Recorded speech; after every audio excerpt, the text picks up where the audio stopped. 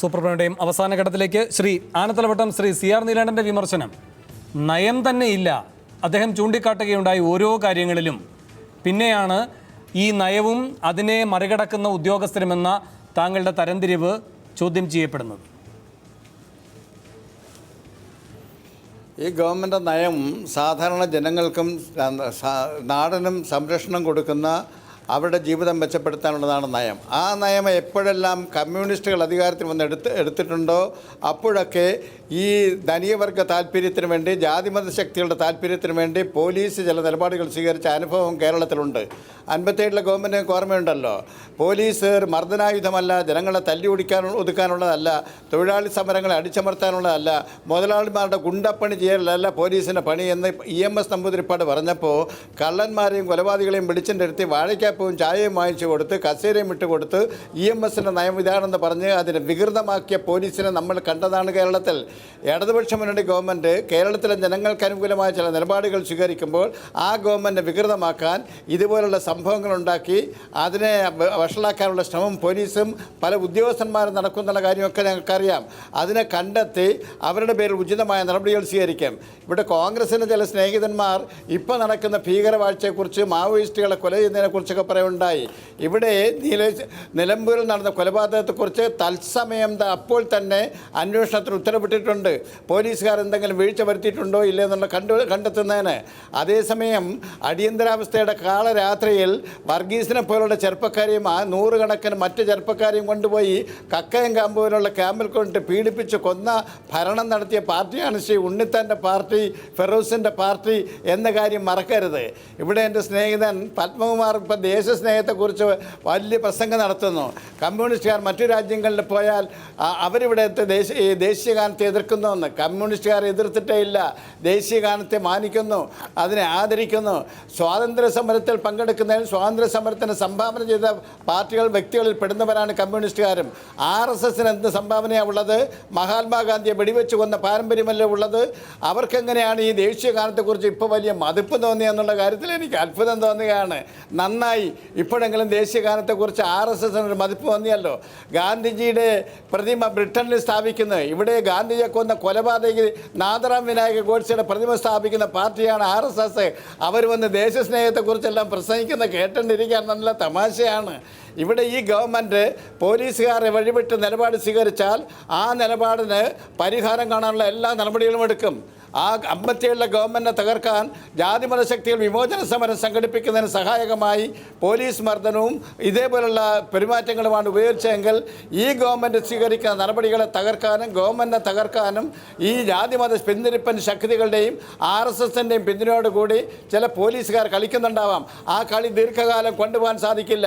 അന്വേഷിച്ച് കുറ്റവാളികളാണെന്ന് കണ്ടാൽ ഉചിതമായ നടപടികൾ സ്വീകരിക്കും. മാവോയിസ്റ്റുകളെ വെടിവെച്ച് കൊന്നതിനെക്കുറിച്ച് ഗവൺമെൻറ് അനുകൂലിച്ചിട്ടില്ല. ഗവൺമെൻറ് അതിനെതിരായിട്ട് തക്ക സമയത്ത് അന്വേഷിക്കാൻ ഉത്തരവിട്ടിട്ടുണ്ട്. ആ അന്വേഷണ ഫലം വരുമ്പോൾ അവർക്ക് അതിനെതിരെ ഉചിതമായ നടപടി സ്വീകരിക്കും. അത് BJP ഗവൺമെൻറ്റിനെ പോലെയോ കോൺഗ്രസ് ഗവൺമെൻറ്റിനെ പോലെയുള്ള സമീപനമല്ല. ഇവിടെ 19 ആളുകളെ കൊല ചെയ്യാനും രാജ്യത്തെ മുഴുവൻ തകർത്ത് തരിപ്പണമാക്കുകയും ചെയ്ത നോട്ട് അസാധുവാക്കിയ നടപടികൾ വന്നതിനെക്കുറിച്ച് ഗൗരവമായി ചർച്ച ചെയ്യുമ്പോൾ അതിനെ അനുകൂലിക്കുന്ന ഒരു നിലപാടിലേക്ക് മോഡിക്കെതിരായി ആരോപണമുണ്ടെന്ന് പറഞ്ഞിട്ട് കീശയിൽ കുറിപ്പ് വിട്ടിട്ട് പോയ ശ്രീ രാഹുൽ ഗാന്ധി, പാർലമെൻറ്റിൽ നാളെ ഞാൻ പടക്ക് പൊട്ടിക്കുമെന്ന് പറഞ്ഞ രാഹുൽ ഗാന്ധി നനഞ്ഞ കോഴിയെപ്പോലെ അദ്ദേഹത്തിൻ്റെ മുമ്പിൽ പോയി ഓച്ചാൻ ചെയ്യുന്ന അനുഗ്രഹം വാങ്ങി തിരിച്ചുപോയ ഒരു പാർട്ടിയുടെ അനുയായികളാണ് ശ്രീ ഉണ്ണിത്താനും. യഥാർത്ഥത്തിൽ രാജ്യദ്രോഹ കുറ്റത്തിന് അറസ്റ്റ് ചെയ്യേണ്ടതാണ് ശ്രീ നരേന്ദ്രമോദിയെ. ഈ വിഷയം അതല്ലെങ്കിലും ആനന്ദവട്ടം പറഞ്ഞതുകൊണ്ട് ഞാൻ പറയുകയാണ്, രാജ്യസ്നേഹവും ദേശസ്നേഹവും നിങ്ങൾക്ക് തന്നെയാണ് ഉള്ളത്. നിങ്ങൾ ആലോചിച്ച് നോക്കുക. ഞാൻ അതിൽ കൂടുതൽ കണക്കൊന്നും പറയുന്നില്ല. 42 ക്വിറ്റ് ഇന്ത്യ സമരവും അതുപോലെ തന്നെ കൽക്കട്ട തീസീസും അതുപോലെ ചൈന സ്വാതന്ത്ര്യമായപ്പോൾ ഇന്ത്യ സ്വതന്ത്രമായില്ലെന്ന് പറഞ്ഞ് അങ്ങോട്ട് കത്തയച്ചതും അതുപോലെ ആദ്യത്തെ സ്വാതന്ത്ര്യ ദിനത്തിൽ ബ്രിട്ടീഷ് സാമ്രാജ്യത്വവാദികളും ഇന്ത്യൻ ബൂർഷ്വാസികളും കൂടെ ചേർന്ന് ഇന്ത്യൻ ജനതയെ വഞ്ചിച്ച കരിദിനമായി ആചരിച്ച നിങ്ങൾ സ്വാതന്ത്ര്യ സമരത്വവും ഇന്ത്യ ദേശീയതയൊക്കെ വളരെ എല്ലാ കാലത്തും ആദരിച്ചിട്ടുള്ളവരാണെന്നുള്ള കാര്യം കാര്യമൊക്കെ എല്ലാവർക്കും അറിയാം. അതൊക്കെ അവിടെ നിൽക്കട്ടെ. നിങ്ങളുടെ കഴിവുകേടിനെ, ഈ ഭരണത്തെ നേരെ കൊണ്ടുപോകാൻ കഴിയാത്തതിനെ, പോലീസിനെ നിയന്ത്രിക്കാൻ കഴിയാത്തതിനെ, നിങ്ങളുടെ ഒരു ഉപകരണമാക്കി, മർദ്ദന ഉപകരണമാക്കി പോലീസിനെ മാറ്റുന്നതിനെ ആരെങ്കിലും ചൂണ്ടിക്കാണിക്കുമ്പോൾ അസഹിഷ്ണുത കാണിച്ചിട്ട് കാര്യമുണ്ടോ? നിങ്ങൾ അത് കറക്റ്റ് ചെയ്യുക. ശരി. അവസാനമായി ശ്രീ രാജ്മോഹൻ. അല്ല, ഞാൻ ഈ ചർച്ചയിൽ ഒരിക്കലും നിലമ്പൂരിലെ ഇതിനെക്കുറിച്ചൊന്നും പറയേണ്ടെന്ന് ചോദിച്ചപ്പോൾ ആനത്തലവട്ടം വടി കൊടുത്ത് അടി വാങ്ങിക്കുകയാണ്. കാരണം ഞങ്ങളെ സംബന്ധിച്ചിടത്തോളം കേരളത്തിലെ മുൻ മുഖ്യമന്ത്രി ശ്രീ ഉമ്മൻചാണ്ടി, കേരളത്തിലെ മുൻ ആഭ്യന്തരമന്ത്രി ശ്രീ രമേശ് ചെന്നിത്തല അസന്നിഗ്ധമായി പറഞ്ഞു. കാരണം ഈ വെടിവെച്ചു കൊല്ലപ്പെട്ട 2 പേരെക്കുറിച്ച് ഒരു സഹതാപവും ഞങ്ങൾക്കില്ല. കാരണം അവർ എത്ര പോലീസ് സ്റ്റേഷനിൽ ആക്രമിച്ചിട്ടുണ്ട്, അവരെത്ര റെയിൽവേ സ്റ്റേഷൻ ആക്രമിച്ചിട്ടുണ്ട്, അവരെത്ര ബാങ്കുകൾ കൊള്ളടിച്ചിട്ടുണ്ട്, അവരെത്ര CRPF ജവാന്മാരെ വെടിവെച്ച് കൊന്നിട്ടുണ്ട്. അതിൻ്റെ എണ്ണം ശ്രീ ആനത്തലവട്ട ആനന്ദൻ അറിയാമോ? 2 പ്രാവശ്യം ബാങ്ക് കൊള്ളയടിച്ചു, 2 റെയിൽവേ സ്റ്റേഷനിൽ ബോംബ് വെച്ച് തകർത്തു, 27 CRPF. ഇയാളുടെ തലയ്ക്ക് വില പറഞ്ഞിരിക്കുന്നത് എത്രയാണെന്നറിയാമോ? അതുകൊണ്ട് ഈ മാവോയിസ്റ്റുകളായി കേരളത്തിൽ വെടിവെച്ച് കൊല്ലപ്പെട്ടവരോട് യാതൊരു സഹാനുഭൂതിയും കോൺഗ്രസ് പാർട്ടിക്കില്ല. അതേസമയം ആ വെടിവെച്ച് കൊന്ന രീതി, അതാണ് കേരള പ്രദേശ് കോൺഗ്രസ് കമ്മിറ്റിയുടെ പ്രസിഡന്റ് ശ്രീ VM സുധീരൻ ഒരു ജുഡീഷ്യൽ എൻക്വയറി വേണമെന്ന് പറഞ്ഞ്.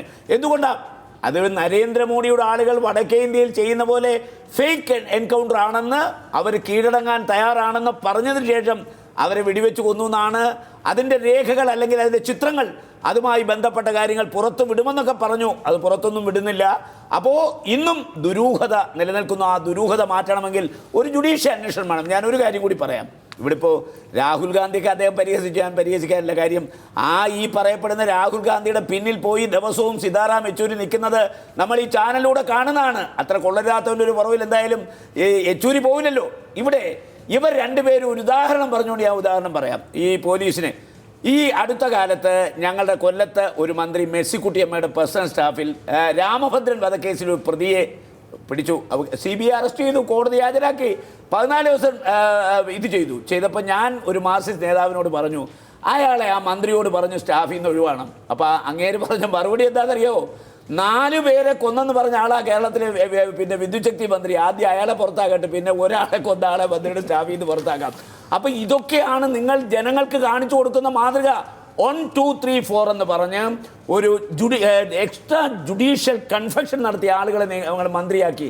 അപ്പോൾ എന്താ, കൊലക്കേസ് സ്വയം നടത്തി എന്ന് പ്രഖ്യാപിച്ച ആൾ മന്ത്രിയാ, പിന്നെ ഇങ്ങനെ പേഴ്സണൽ സ്റ്റാഫിൽ ഒരാളെ കൊന്നൊരുത്തരെ ഒഴിവാക്കുന്നത്. അപ്പോൾ അതുകൊണ്ട് നിങ്ങൾ ഒരു കാര്യം ഞാൻ പറയാം, 59-ലെ വിമോചന സമരം നയിച്ച ആ വിമോചന സമരത്തെ പോലെ ഇനി ഒരു വിമോചന സമരം പ്രതിപക്ഷം നടത്തിയാൽ അതിൻ്റെ മുൻപന്തിയിൽ മാർക്സിസ്റ്റ് അണികൾ കാണും. കാരണം അവരാണ് ഈ ഗവൺമെന്റിൽ ഏറ്റവും കൂടുതൽ അസംതൃപ്തർ. അതുകൊണ്ട് വിമോചന സമരത്തിന് കോൺഗ്രസ് നേതൃത്വം കൊടുത്താൽ ഞങ്ങളെ സഹായിക്കാൻ ഞങ്ങളുടെ പിന്നിൽ മാർക്സിസ്റ്റ് അണികൾ വരും. കാരണം അണികൾ അസ്വസ്ഥരാണ്, അസംതൃപ്തരാണ്. ആനത്തലവട്ടം ആനന്ദൻ അത് മനസ്സിലാക്കണം. ശരി, വളരെയധികം നന്ദി. ഈ ചർച്ചയിൽ പങ്കെടുത്ത എല്ലാവർക്കും സൂപ്പർ പ്രൈം ടൈം അവസാനിക്കുന്നു.